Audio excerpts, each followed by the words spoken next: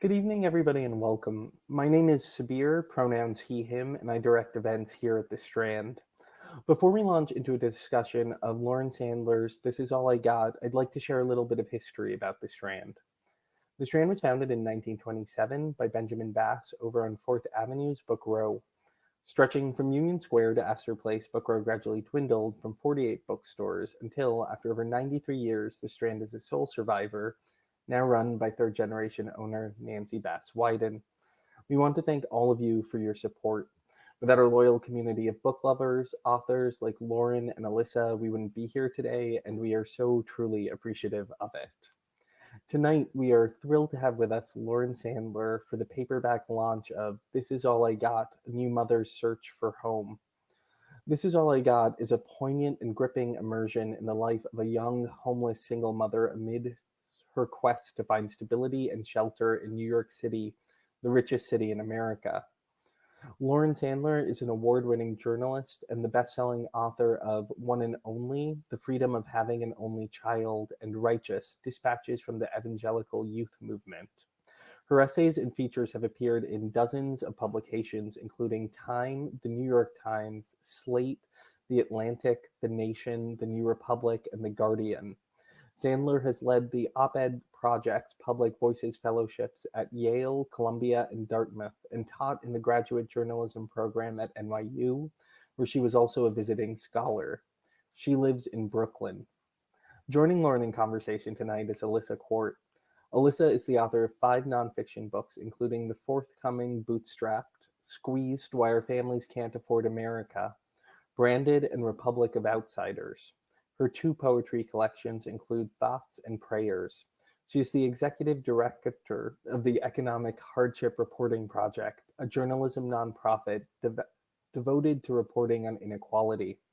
Her journalism has appeared in the New York Times, the Washington Post, and the Guardian, among other publications, and her poetry has been published in The Nation and elsewhere. She received an Emmy in 2018, as well as the Columbia University Journalism School Alumna Award, and was a 2010 Nieman Fellow. So, without further ado, please join me in welcoming Alissa and Lauren to the stage. Hi, everybody. So happy to be here. Thank you so much for introducing us. And Alissa, thank you so much for joining in this conversation.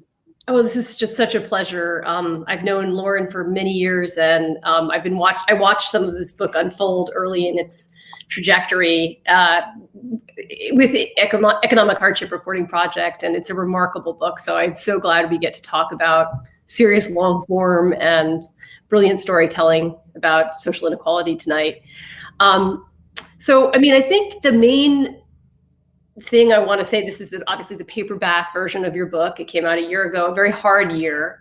And I was thinking back on the central character, Camilla.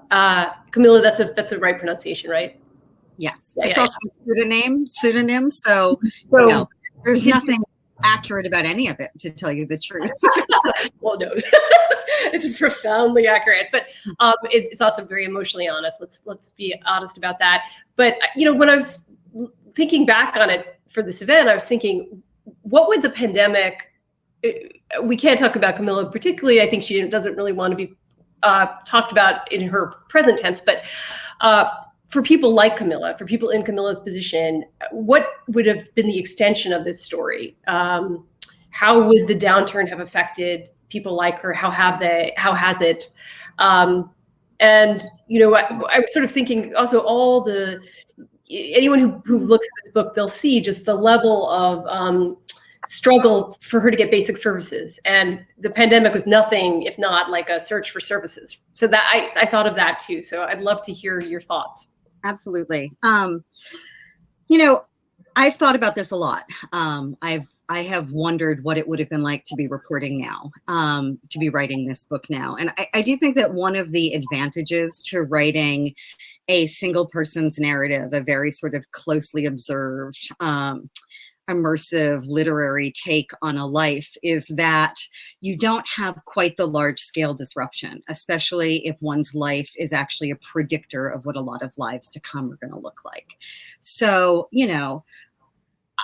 I don't know, so she was not in a congregate shelter. She was in a shelter where she had her own room. So that already is a big difference between a lot of the homelessness crisis during earlier COVID, at least, was that people were grouped together, and that's been remedied to a certain extent, but certainly not for everyone. So there was a lot of COVID spreading through shelters, but the shelter that I met Camilla in was not a shelter like that.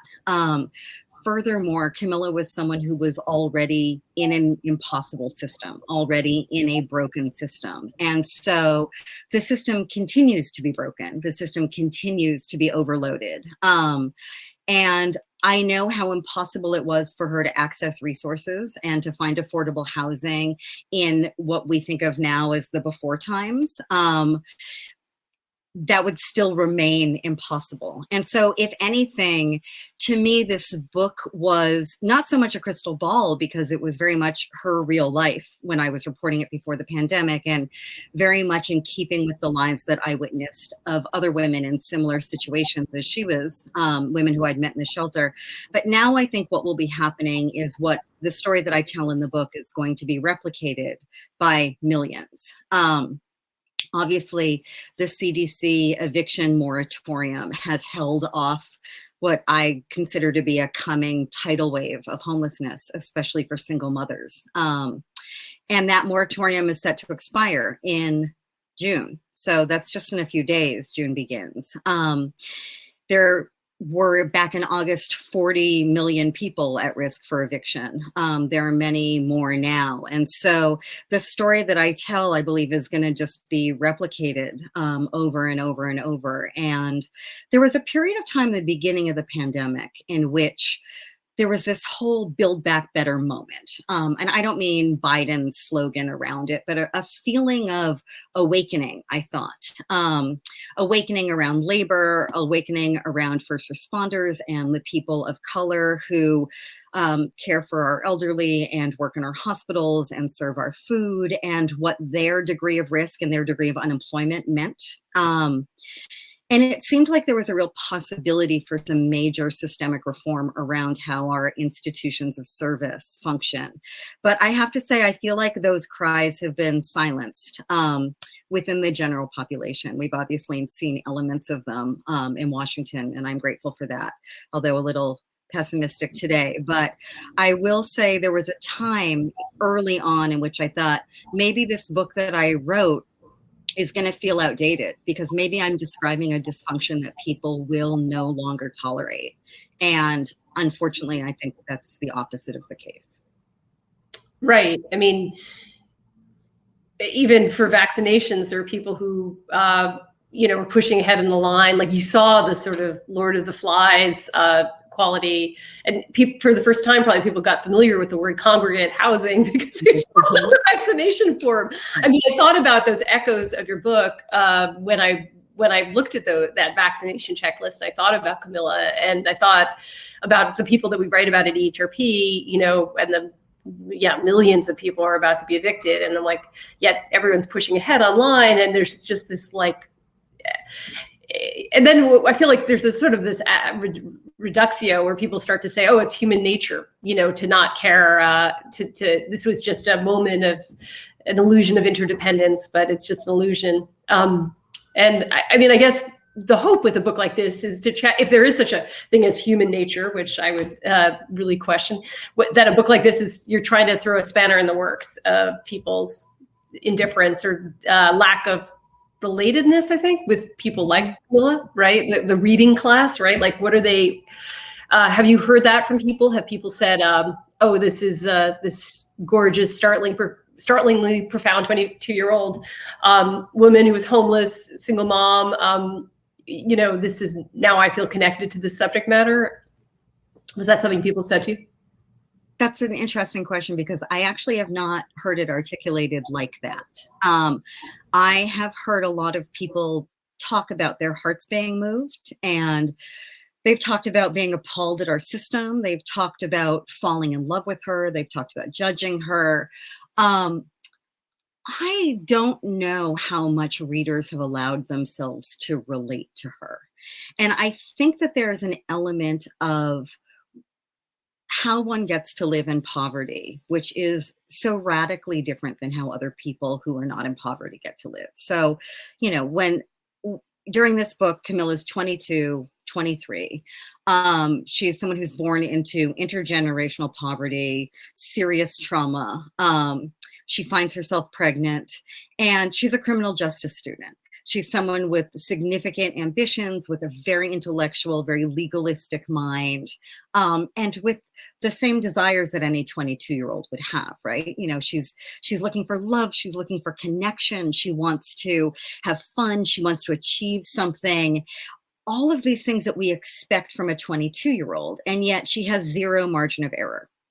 So the decks are just stacked against her. So the way that say I could have lived at 22, or you, or so many people who will be reading this book, I think is so radically different than how Camilla gets to live, and the moments in which she does feel like she should be entitled to what anyone else is, a manicure or a night out, or falling in love with someone who might not love her back, like these sort of just basic elements of female early 20s in America. I think that those are moments that people judge reading this, because they feel like this is risky behavior in an at-risk population. So like any pleasure is like letting yourself go or something. Yeah. I mean, and also one thing is interesting, like in the world of memes, people talk about Gen Z and millennials, but a lot of Gen Z and millennial are women like Camilla, and that's I think another striking thing. This is another way to be young. There's not just this silly, fun-loving, brightly colored athleisure young. Not all spring break, sure. And more and more people all the time. And in so much of your own reporting, this is something that you have been writing about for years. It's an element of squeezed is what happens when you move out of that. Yeah, I mean, I think that the assumption that it's just Daytona Beach until you settle down is something that is a relic of a different time period in America, and B, a time period in which there still was only a certain demographic that got to live in that way. And I think that only a small demographic that got to live in public. I think that's part of it, right? Sure. Yeah. Well, that got to live in public, and also that got to have that degree of pleasure and that margin of error, that got to have, the degree of stability, of economic security, of belief that there would be a job waiting and a house waiting, and a life that you could just step into if you didn't mess it up too much.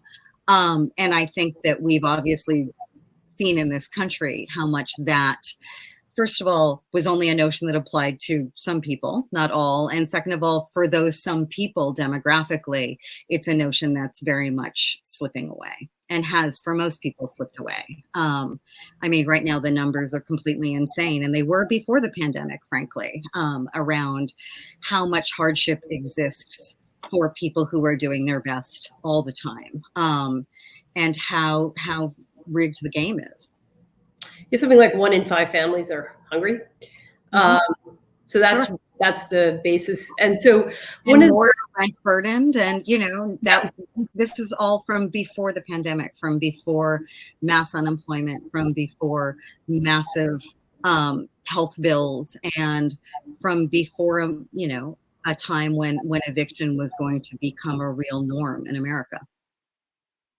So did you audition? So I should tell the audience about this. This is something some journalists do, nonfiction writers. They interview people, and they see if the person's gonna have the longevity to be their subjects, is going to be somebody who's going to grow and change, is somebody who's going to, react badly to intimate questions, or someone who's actually ultimately not that interesting, right? So we sometimes talk to 10 people and we'll wind up with one. And so I was curious about your process, how you found her, who you didn't take and why, that kind of stuff.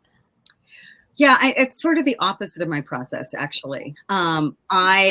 I did almost no interviewing, at least of any of the people who were characters in this book. I did plenty of interviewing for research that informed what I write about, but for the most part, what is in the book is what I just gleaned through natural intimacy, through hanging out. And that was my process. But the process began at a shelter where, over a period of time, a number of women, it was a shelter in Brooklyn for women who can enter pregnant and need to leave before their baby turns 1. So it's a very, very specific group of people in a really heightened moment of life, right? When you are anticipating having a baby, going through your last part of pregnancy, and then laboring like Camilla did in a shelter, coming back to a shelter with a newborn and trying to make sense of life after that. So it's a small shelter, and I had relationships with all of the women who were living there. Some decided that they wanted to participate in this book project with me. Out of those women, some were more open than others, and Camilla was the most open of all. So Camilla is someone who chose me as much as I choose her. And in the sort of reporting that I tend to do, it's less about selecting who I'm going to write about, and more about sort of the alchemy that happens in relationship. For immersion reporting like this, you spend all your time with someone. And so they have to be someone that you want to spend all your time with, and they have to spend all their time with you too. And so there needs to be some element of mutual selection there, not just around narrative and representation, but also just the hang, right? About wanting to just talk about yourself and listen to music and just go through stuff with someone else in your space or next to you in the waiting room or on the subway. And Camilla was someone with a real hunger for that and a hunger for me. And I fell for her pretty hard, pretty quickly.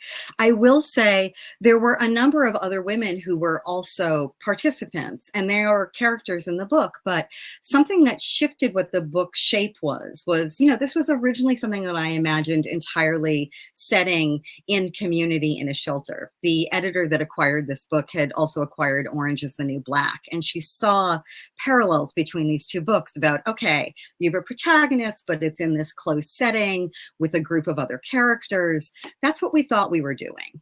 But then Camilla gets evicted from the shelter. And there's a moment there in which I have to decide, is this book going to follow her through everything that happens before and after that eviction? Or is this book going to say goodbye to her the way that it says goodbye to every other person who leaves the shelter, often with no announcement or farewell at all, one after the other, as part of the rhythm of shelter life? And I decided I needed to stick with her. Part of the reason why was not just the alchemy with her, but because she was so incredibly well equipped to deal with the system. She had been, someone in the system most of her life. She had sued her parents for child support. She was so brilliant when it came to reading documents or thinking about legal rights or considering how the system worked, that I thought, if she couldn't make this work, I couldn't imagine who possibly could.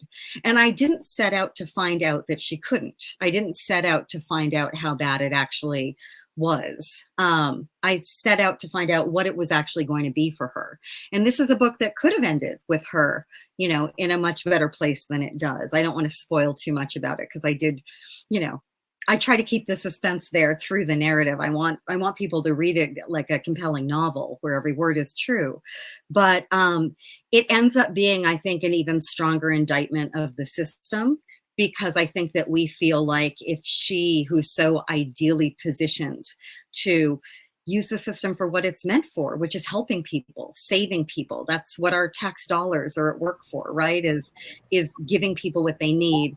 If it couldn't work for her, I didn't think it could work for anyone. Yeah, I mean, I think that's, so one of the things also, another thing is sometimes people's editors say this person's anomalous, right? we don't want to focus on someone anomalous. And what I appreciate about your work is that because you're going on this affinity, I'd say an affinity method, people are going to be anomalous. And also because if people are living rough in some ways, they're not going to be model citizens, and that you're willing to like her, sort of kind of endorse her, even though she was not a model citizen, I think is really important. And I think it's something that's sometimes left out of when either it's a hagiography or it's poverty porn, either way, the truth of people's lives gets lost. And that was something that I felt like you were really good at. Like you got the right balance. Thank you.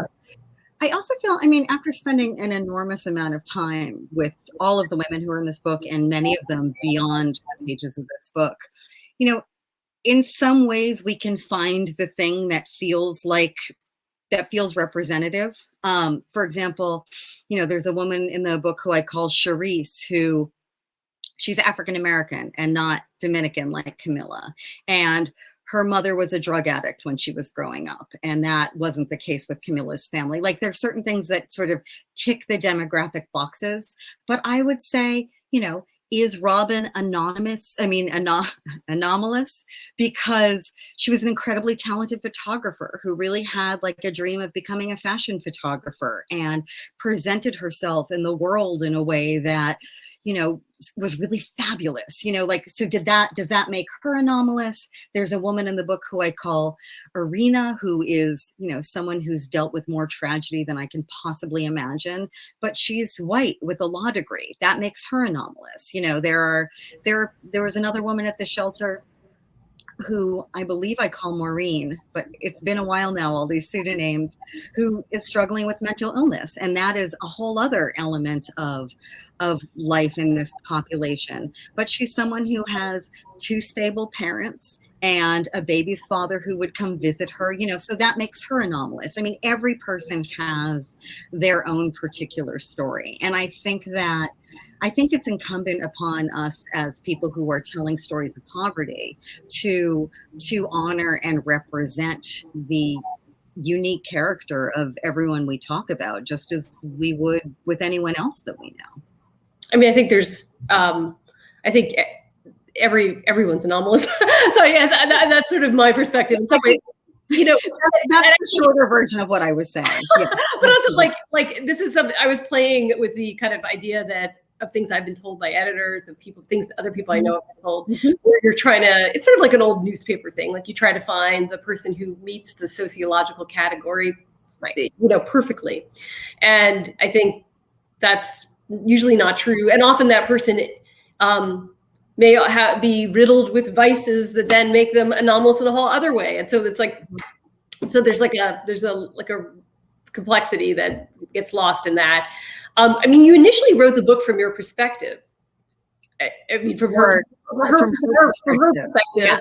And you cut yourself out of it. And that was something I was also thinking when I was reading it and reviewing in my mind. What is gained and lost by putting yourself back in it, by not telling it in her voice? What do you think? This is something, as you know, because you've been with me through this process, as have probably a few other people who are in this conversation right now. This was a struggle for me. So I think that this might have been a different consideration if I were not a privileged white woman, which quite obviously I am. My initial take was I did not want this to be a story that had a white tour guide, that had a white translator, that had privilege sort of inviting the privileged reader in and making them feel comfortable and giving them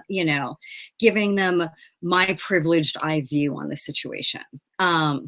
What I wanted to do was make a piece of literature where people dropped into her experience and read it, as cleanly as possible. And obviously there's a whole practice in that. There's still craft, there's still description, there's still what you leave out. There are all of these elements that are just as much the strings, over the marionette as anything else. But I thought I wanted to use what I've learned as a journalist and writer over all of these years to tell her story without my intervention as much as possible. And I did that. It was hard to do. But I thought that I'd done it really well. And then I gave my book to my editor, and the editor's response was, no. No, we want a book about your relationship to her. Tell us about how spending time with her changed you. And to that, my response was, no. I am not writing the book about how, you know, the privileged white woman changed, how she saw the world through, you know, her year of slumming it with Camilla. And so that began a process of really trying to figure out how to modulate how I could be in the book in a way that I felt added to all of the complications that I wanted to layer, which meant being very public about my own place in the room, being very public about my own place as a gentrifier, about what my rules and standards were with her, why it was that I wouldn't let her come stay at my house when she needed to. So that to me is a very complicated moment. Because as a journalist, there's an easy answer to that. You don't cross that boundary.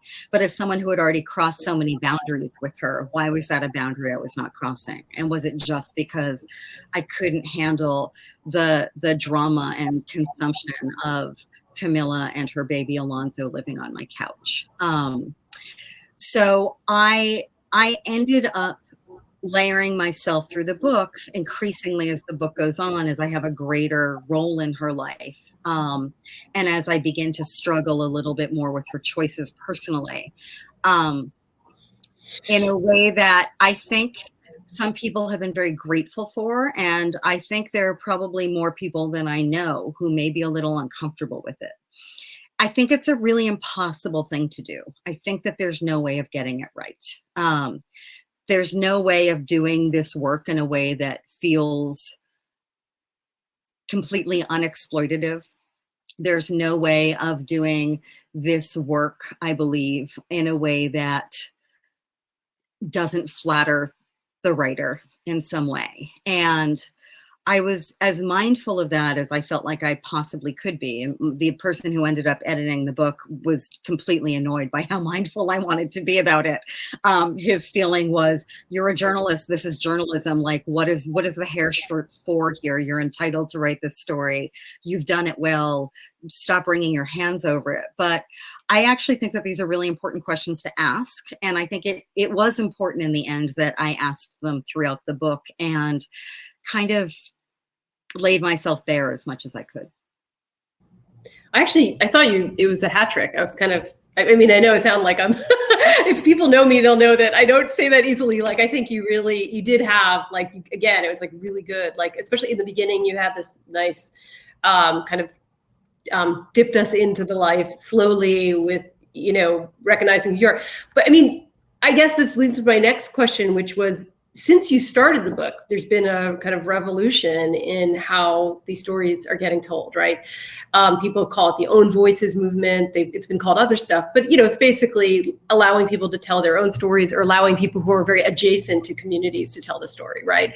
Not allowing, promoting, supporting, endorsing, you know, mentoring as we're doing, you know, subsidizing, right?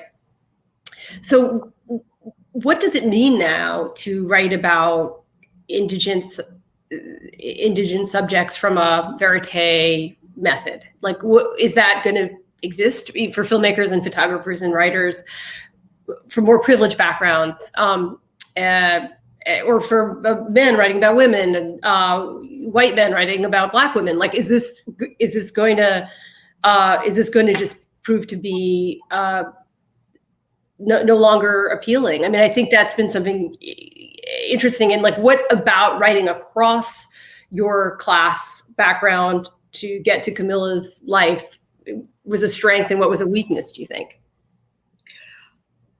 So I think that it is easier to say you can't do it than to figure out how to help people do it right. I think it is easier for editors, for attorneys, for people who are thinking about quick fixes, to say, okay, we're gonna not let these people write, and we're only gonna let these people write. And to me, that isn't the answer. To me, that's a reactionary, short-sighted response.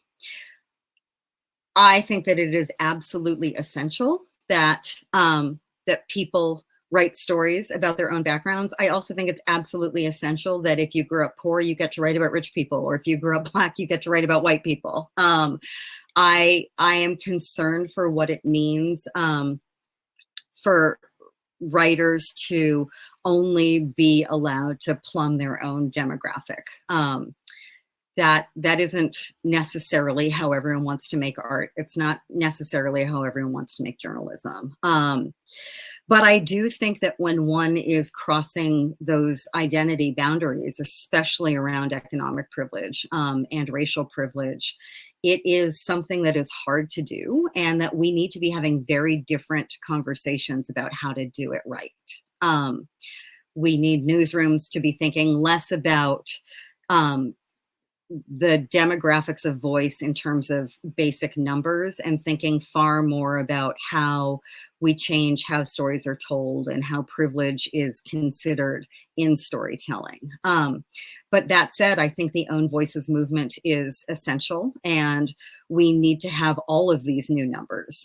We need to have, as it stands, the world of storytelling is a privileged world, and it is for the most part a white world, and that is a problem. And the stories that are told tend to be privileged and white stories. And when they're not, they are considered to be sort of a niche, a sort of specialist element, as are the artists who tell those stories if they're from those demographics themselves. And that to me is not the long game at all. So to me, it's a yes and, I thought about this a lot when I was working on this book, because people would tell me, well, why isn't she just telling her own story? And I will say, writing a book like this is not a simple thing. And it wasn't something that she frankly was trained to do or wanted to be trained to do. She did not want to tell her own story. She wanted me to tell her story. That was very, very clear. There's a woman in the book, Arena, who was going to be a far more significant character in the book. And then she pulled back and she said, I think I really want to tell my own story instead. So there's very little about her in this book, because we went over what she was comfortable with. And then I said to her, okay, let me help you. Let's figure out what you want to do here. And she dropped it because guess what? She was a homeless single mother, and she didn't have a lot of time to write a memoir, even with my support, even with my mentoring and my guidance, which is part of why the Economic Hardship Reporting Project is so essential. It is offering that sort of mentorship, but also paying people for the work. And so that is time. Those are hours. Those are billable hours, right? That is labor that is being compensated. And so I think that this notion of people should just make time to write if they have a story to tell completely ignores a huge part of our population, which is, many single mothers who are working 2 jobs, many, fathers who are working 3 jobs. I mean, you name it. Or what it takes to look for affordable housing, what it takes to get a sick family member healthcare, what it means to live in a country with such a failed system is something that takes up all of one's time just to survive. And there isn't a lot of time to stare at the sea and reflect upon the meaning of one's life and then craft, 75,000 words about one's story. And so to me, the privilege of this work is part of why I feel it is incumbent upon me to keep telling stories that are not just about upper middle class white people. I also think that it's crucial that we try to figure out how to build a readership for stories that are not just about, white people, or that are sort of like the hot Black read of the month.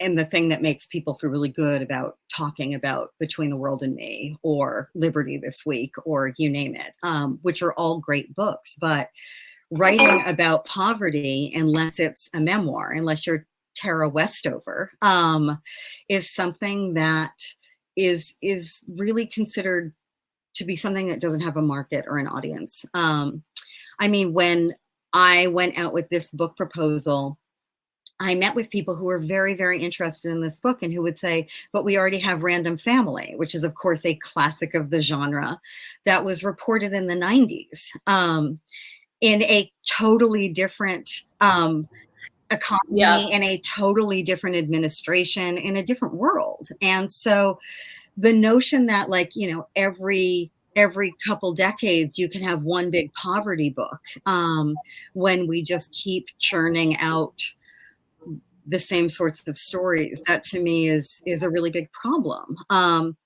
There's also the feeling to me that if we're going to talk about these issues, we need to talk about them in terms of data and solutions.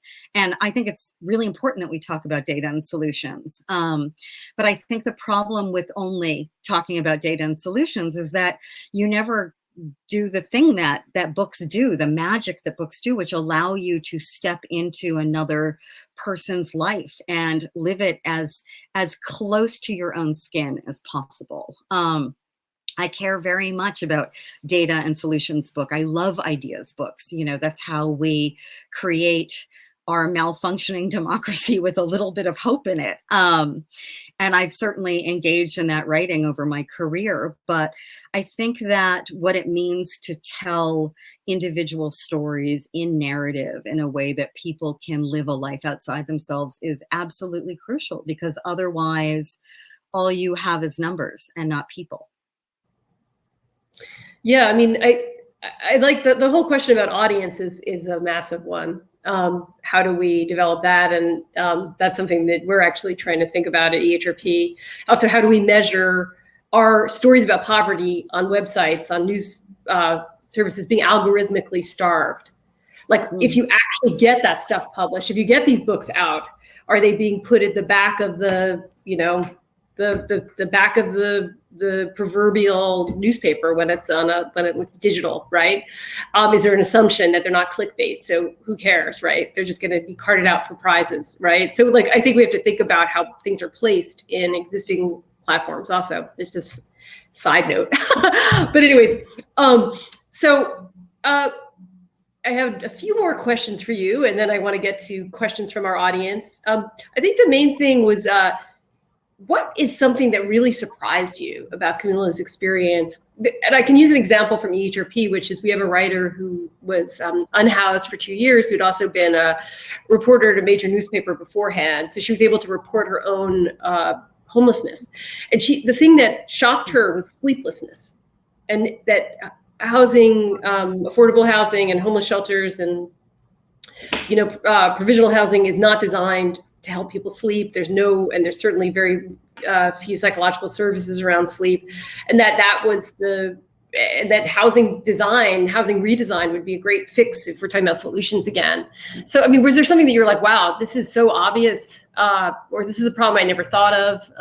This is how we should fix it. I know that's not your focus, but was there something that struck you? Sure. It's funny. I will say that in at least the non-congregate shelter where I spent my time, there's so much depression that actually sleep is something that takes up a lot of time. And there are also infants around. And so their sleep, your sleep, I mean, it's just, I think it's a very different environment for that sort of thing. Which also makes things incredibly difficult for showing up for welfare appointments and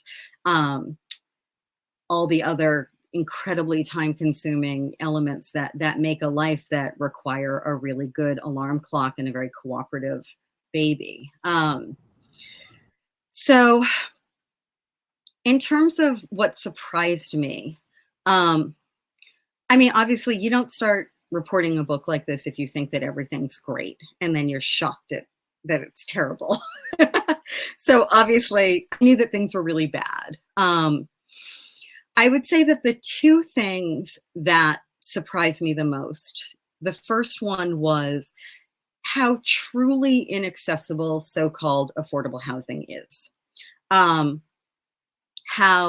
what is tagged as affordable housing is something that, in many cases, frankly, I could barely afford. Like the minimum income for a 2-bedroom apartment in Brooklyn that was tagged as affordable housing is something that, requires a really considerable high middle class salary. And that was a very rude awakening for where we are at right now. I mean, I have the incredible privilege to own a home, and to own a home because I had family that helped me many years ago. But if I was looking for an apartment to rent right now, and I was someone who was on welfare and therefore had, $16,000 a year and maybe was making minimum wage another part of the time. So maybe we got it up to $32,000 a year, and maybe I was doing something else on top of that maybe got it to 50. I still couldn't rent a studio that's tagged for affordable housing. And so when we think about what it means to be raising children, especially to be a person with 1 or 2 or 3 children who cannot even afford a studio apartment that is listed as affordable housing, and then needs to apply in a lottery, even if you can, where there are 70,000 other names up for that one apartment. I mean, that is just a completely insane way of living. And there's a reason that the rest of the developed world thinks that we are monsters for the system. Beyond that, I would say the thing that really did surprise me most, in part because I think I lived it alongside Camilla so much, was what was a term that I learned actually from my sister-in-law called administrative burden. I was sitting in her kitchen one day talking about what it was like to go to the welfare office 5 times and wait there 8 hours each time just to get one bit of paperwork settled, and all of the work and school that was missed to do that, et cetera. And she literally had a book next to her that she handed me called Administrative Burden, which is about the impossibility of wait times, of paperwork, of, oh, well, you filed that a month ago, and because we didn't process it until this week, now it's expired, and now you need to go back to these various offices and get these signatures and then bring it back here to a different part of the city. So, oh, look, wait, it's a week late again, and so on and so on. This is how the women I know in the system spend their lives, is chasing down signatures, chasing paperwork, sitting in waiting rooms, literally in this incredibly dystopian tableau of their lives disappearing before them, and getting nowhere at all. And the extent of that, I found to be the most depressing thing I think I've ever witnessed in America. Yeah, I mean, sometimes it's the things that are right in front of us, but we don't see them granularly, that the reporting brings to the fore, right?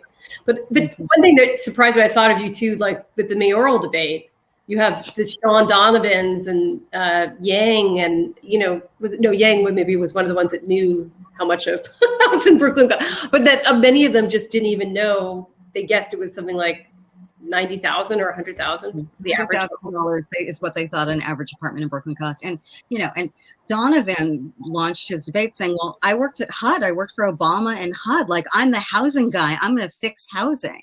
And, it's shocking to me. But that said, I don't have a lot of faith that many of the other candidates have a much better sense about these things. We certainly have some in the field, but they tend not to be the front runners right now.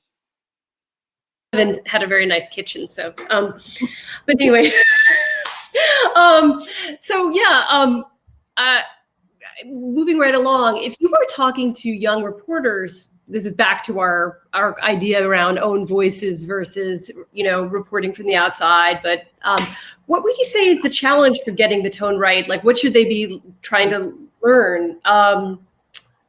What should people be focusing on and doing differently than they are now? I guess part of it, don't fetishize, right? Which is easier said than done. What are other thoughts you have? I think the most important thing is listening.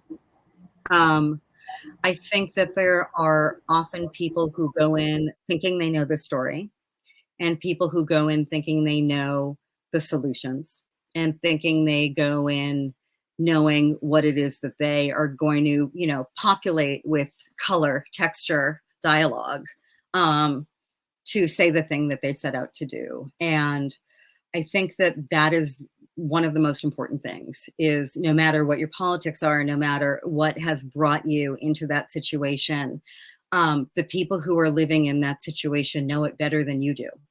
And so that was one of the things that I realized. I mean, I guess I realized this a long time ago in my reporting, but very specifically within my time in the shelter, it became clear to me very, very quickly that these were people who had a massive knowledge base that I did not have, and that they simply knew better than I did, and that I needed to pay attention and listen instead of necessarily ask questions or help people see how it could be a different way or anything like that. I mean, in the book, something that I write about a lot is this is how Camilla is spending her money, and it gives me like some major agita. And yet, like, what right do I have to judge how she spends her money? Whether she gets a tattoo and it's $500, which is a huge amount of money for her, it's still not enough money to get her an apartment. It's not enough money to pay off her debt. Like, the amount of money that we are talking about in the world that people need to survive, much less thrive, is significant. And the amount of money that people who are poor have at their disposal to find basic pleasures or to feel some element of dignity. Camilla loved the words self-care, and it never occurred to her that it shouldn't apply to her. Because of course, why would it not apply to her any more than anyone else? I mean, she needed self-care as well as anyone I know, outside of my reporting. And so I think that just the ability to, a lot of people talk about not judging, but I think that we have to really examine what that looks like, what we assume we come into a situation with, how to abandon that. And sort of, there's almost like, I don't want to say a degree of method acting in this, because that suggests that one is pretending to be poor, which is something I never, ever did. I can't even imagine doing that. Although, interestingly enough, most people thought that I was Camilla's mother, because, they would see us all together all the time. I'd be holding the baby. We have similar facial structures. I am the exact same age as her mother. So, people always called me the grandmother, which, yeah, I love that. Being called the grandmother in my early 40s. I think that it's really, really important that you show up and you give yourself over to the world that you have wanted to capture, instead of imposing something upon it. And then you take it back and you reflect on it and you stay true to what you've seen. Yeah, I love that. And that just leads me directly to my last question. Then I'll be taking questions from all of you. I see we already have some. So one thing about Lauren and this book is her writing is beautiful. And you can probably tell by the way she talks. It's like she's got a facility and ability of she's always had it ever since I've known her. Everything comes out sort of perfectly. I mean, I know that is not the way it came out in the writing necessarily, but when you're speaking, you have a real elegance and eloquence. Wait, what are you saying about my writing, Alissa? I don't want to demean the process, the revisions, the complexity, whatever. The pain. I don't want to but you're writing beautiful, right? And what do we think about using beauty in writing and photography when we're trying to conjure homeless shelters people think are ugly, or, congregate housing, or, people not having chances in life? What is the value of beauty? What are the problems of beauty? I think that it gets back to that question of fetishizing, right? I think that if you're fetishizing, then there's something that does feel problematic about it. But if you can find a beauty in the truth of something, that's a very different thing. And, frankly, I was exposed to beautiful moments all the time. And I mean, so many, they're so many beyond what's in the book of, moments of joy, moments of wistfulness of various environments that are really extraordinary. And I want to celebrate that beauty as well. I wrote a book about a beautiful person, and like a person who's physically beautiful and whose spirit is beautiful and whose mind is beautiful and who I had like a great time with. And we went to beautiful places together, like there was beauty when we would go to the Guggenheim together, and there was beauty when we would go to the beach together. And there was beauty when we would like sit on her bed because she chose a beautiful comforter and a beautiful pillowcase and painted her nails a beautiful color and had a beautiful baby who she dressed beautifully. So in terms of like the capital B beauty, of course there's beauty there. And I think the assumption that a life in poverty is a life without beauty is something that is worth really challenging. I just think that when that beauty is regarded at a distance, it's a very different thing. I think that I was really comfortable with the beauty because I was immersed in it. It wasn't something that I was shooting from across the street. It wasn't of, a moment that I was snagging to exist as a metaphor without being present for it. And I want to walk that back a little bit. I mean, as you know, my partner's a photographer, and he snags moments all the time, which are very beautiful and which tell stories that wouldn't be told if he hadn't witnessed things for a moment. But, I like to think that he also is led by the sort of depth and immersion that makes those moments earned, and because of what goes into them, tells a different story than one that could be told in an oversimplified or fetishistic way. In this book is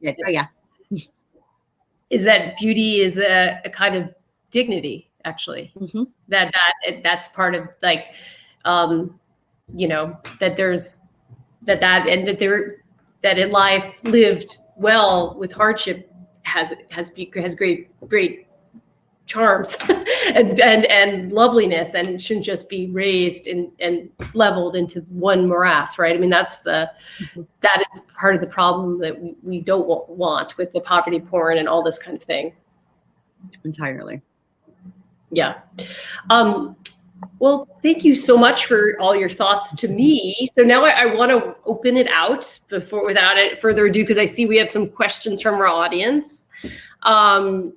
So I think I'm going to read them, right? That's the plan. So one question was from Liz. Why are so many services about qualifying the need for financial help creating that administrative burden you referenced?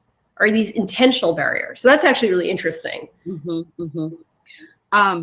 Yeah, I think they are intentional barriers. There's, I could cite so many examples of this, but I write in the book about Irina, who's the woman who I mentioned with the law degree and with an incredibly tragic life. Even though she's a law degree, she was working as a home health aide, and she was overpaid by $20 one week.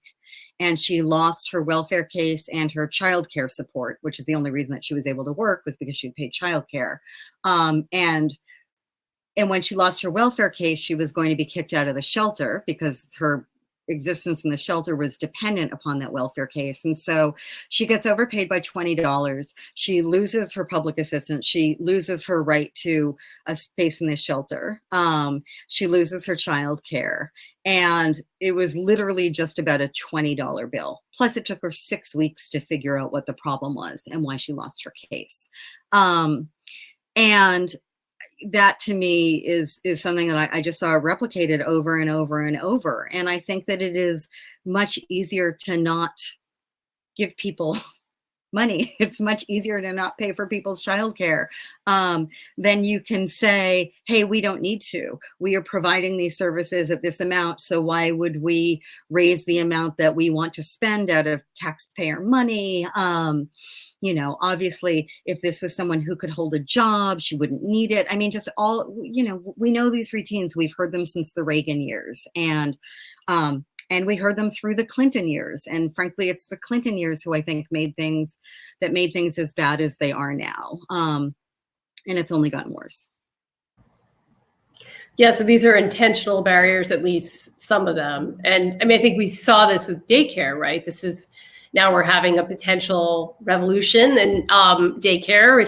It would be temporary for now, but the Biden administration is pouring money into childcare, right? For people. So why have they not?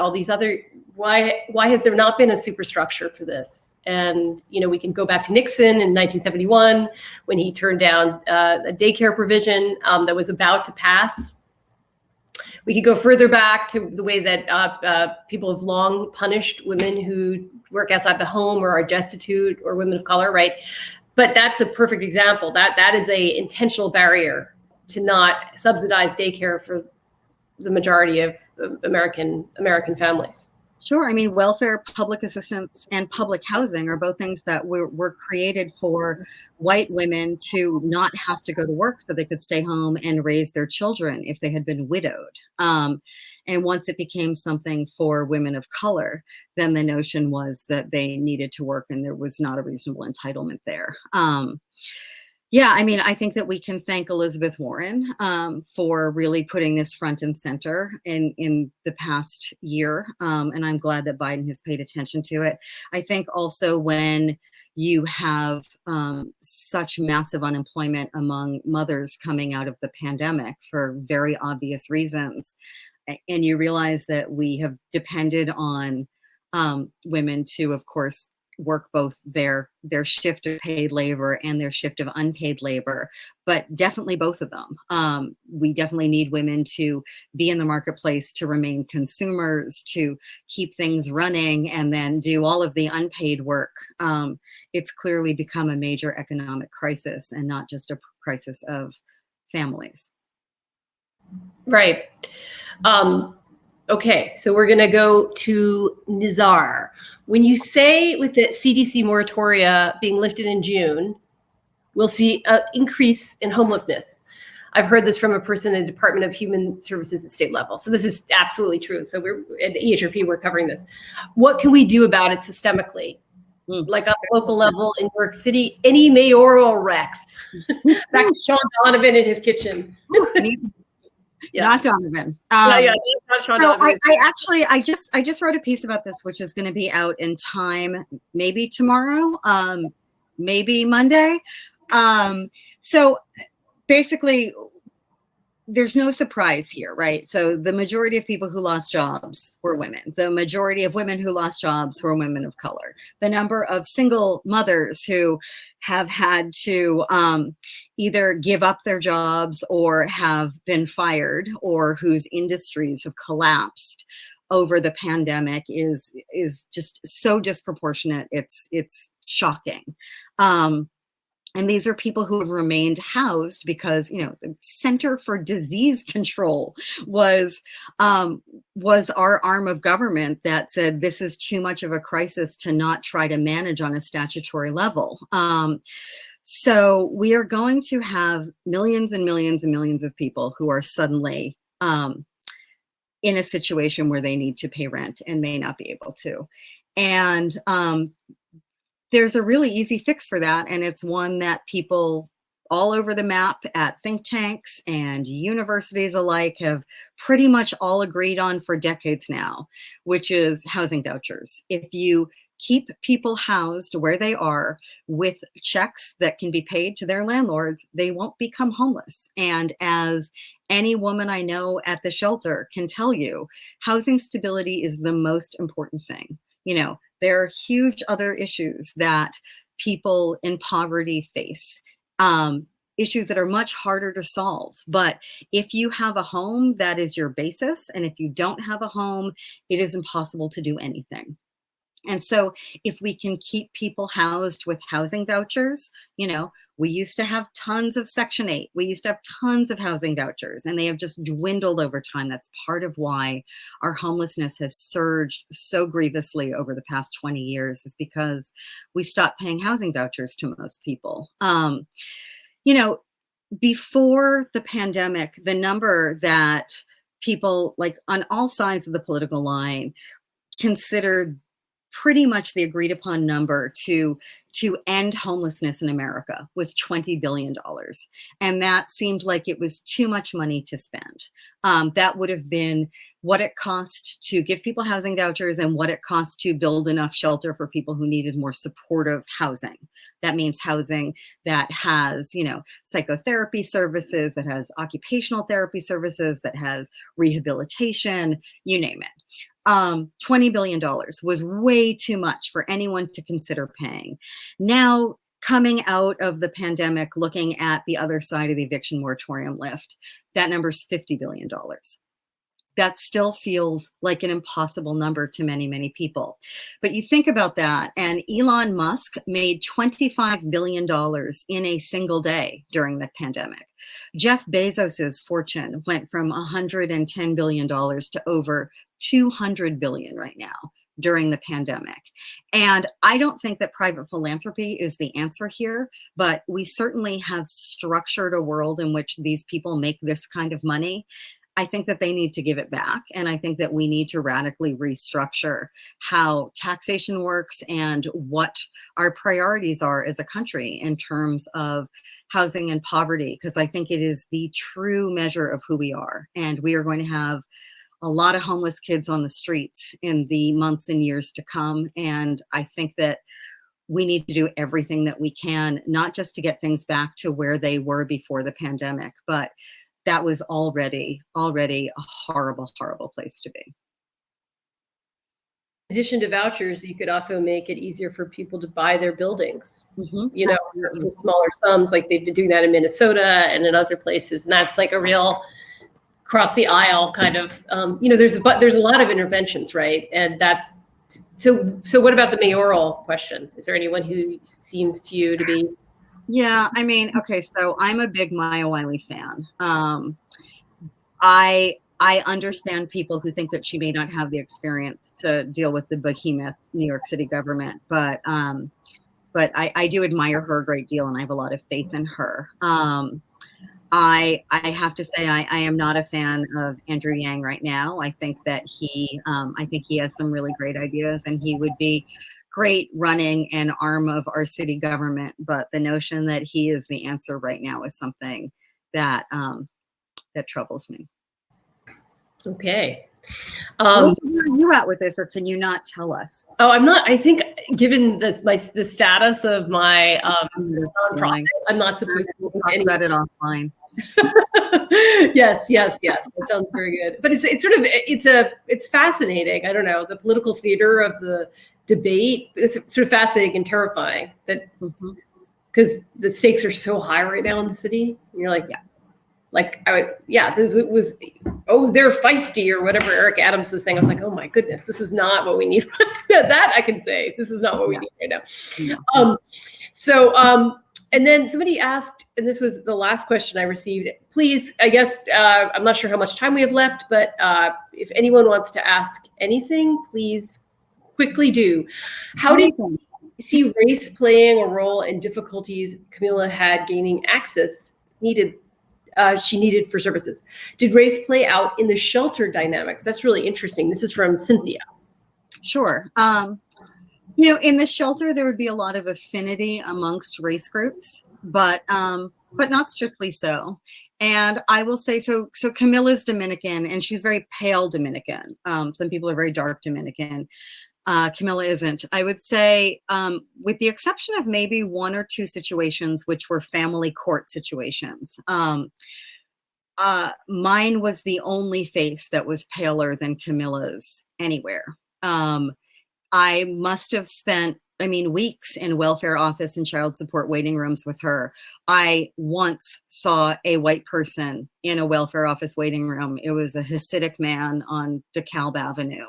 And that was it. I was literally the only white person there. And so the notion that this is not systemic racism, just a simple count of any room I have been in certainly says otherwise. Oh, here's Sabir. Hello. Hi. Sabir's like our visual playing us off. Who's the cane? You're a loot. I don't know. Thank you Oh, both thank for you. such a it was phenomenally interesting, phenomenally powerful. I am leaving with my copy of the book, and this isn't just a sales pitch to the audience, but I'm truly interested. It was fantastic. Thank you so much. Oh, it's really good, everybody. I'm serious. Read it. Thank you. On the sales pitch line, if you haven't purchased a copy, there's a handy green button which says purchase signed copy of This Is All I Got. So if you click on that, if you haven't purchased any of Alissa's titles or you aren't familiar with her work, I've dropped a link in the chat. Squeezed is fantastic. And you can also learn more about that economic hardship reporting project with a link in the chat as well. Yeah, and also I should say, if anyone in the audience is a person who's been struggling economically and has literary ambitions or has written and reported before, they should reach out to me. Please do. Yeah. And I just wanted to say a few words to thank Sabir and Alissa. And also, I mean, I know I'm sitting in my office in Brooklyn, but I got to go into the Strand today and sit in the rare books room where I've seen Alissa read poetry and sign copies of my book. And I go to the Strand a lot because, you know, you go to church, right? And so it was a really particular thrill to be able to walk through those familiar stacks and up the stairs and into that extraordinary room and feel just the incredible history and wonder of that place. I am so glad that we can come out of the pandemic with a Strand in New York City, and I just hope it lives on forever. So whoever can, please buy your books at the Strand or your independent bookstore. Don't give Bezos another red cent of your money. You know, just remember what bookstores mean to us, and put your money where your heart is, please. And please start that with the Strand, because I can think of fewer institutions that I care more about in New York City, which is saying a lot. Thank you so much on behalf of the Strand. Thank you. Yes, on that note, everyone have a wonderful evening. Thank you. Good night. Thank you. Have a good night. A good weekend, everybody.